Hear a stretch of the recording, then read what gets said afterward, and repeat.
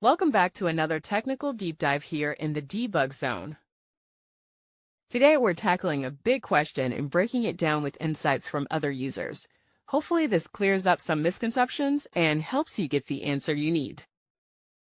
So buckle up, stay a little curious, and let's jump right in.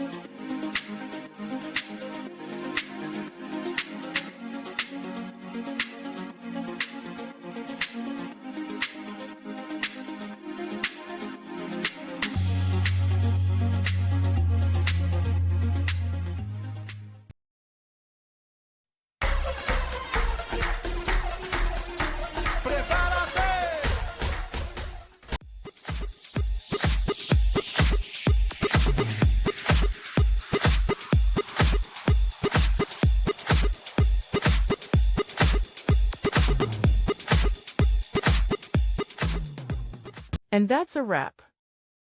I hope you found the answer you were looking for. If you did, take a second to hit that subscribe button. It really helps out.